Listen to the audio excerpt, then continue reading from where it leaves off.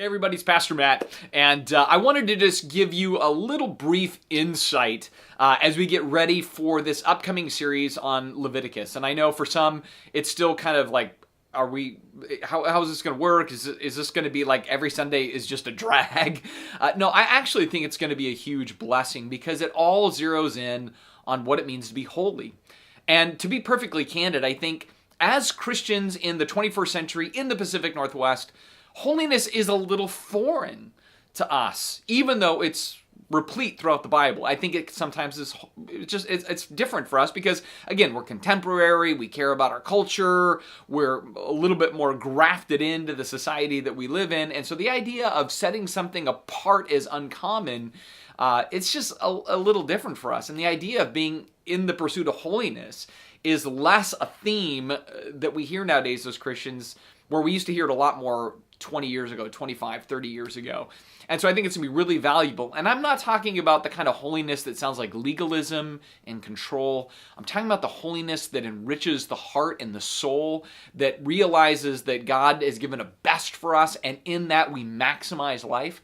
And so that's going to be what we're really targeting in all of this study.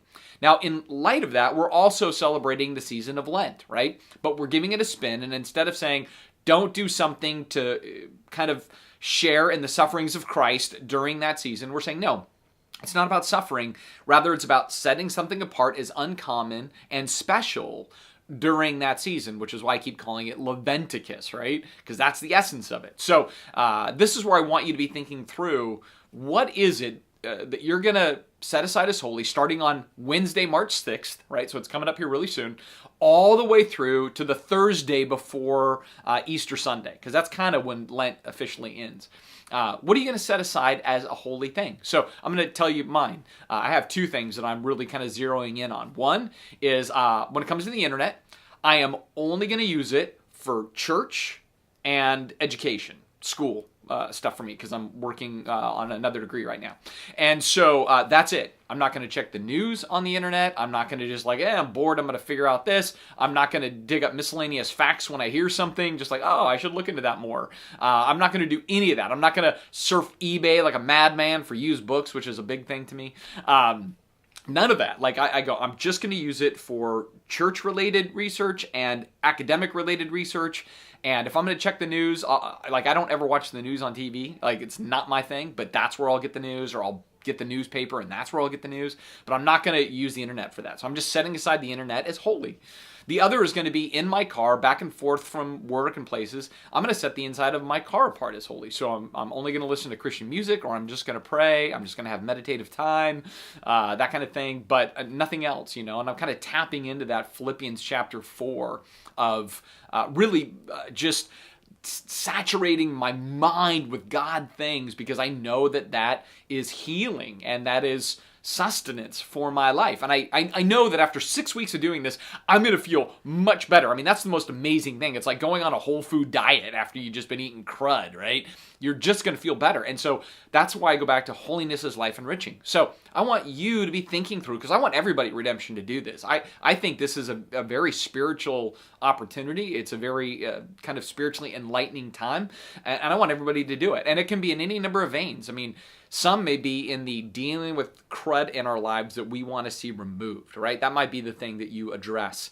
And so it's like, hey man, I have a problem with spending. And so I'm going to set my credit card aside as holy, because I know that has not been a good use of our money, and I'm going deeper down and deeper in as opposed to getting out. So that's maybe one thing. Or maybe you struggle with lust issues on the internet or whatever else, and you go, I'm going to set then the internet apart as holy in that realm, and I'm going to go to war against that sin. Or maybe you struggle with anger, and so you go to your family and say, you know what, I get angry and I don't like it.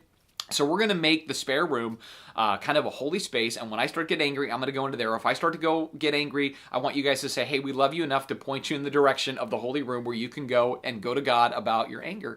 And maybe that's your thing. Because any number of things, right? At the gym, if you go to the gym in your earbuds, you go, I'm not going to listen to AC/DC and 80s metal, but rather I'm going to listen to Christian music or the Bible, right?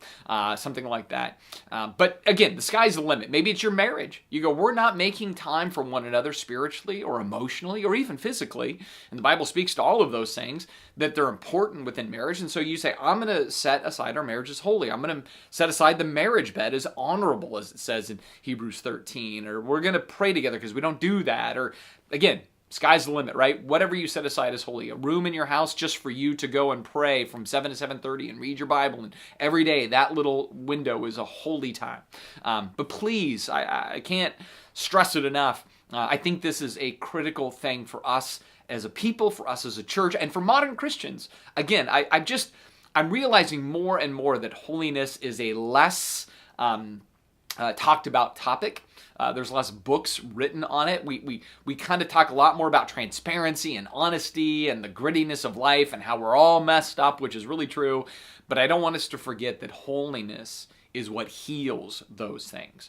Just sharing our messiness doesn't heal them. It just gets it out in the open. What heals our messiness is holiness. And so that's why we're doing Leviticus. That's why we're doing Leventicus. And that's why I'm appealing to you now. So please jump on board, take it seriously, choose a thing, pray through a thing that you believe God is asking you to be holy in this season, and to take it up this coming Wednesday as we start on Ash Wednesday, the season of Lent.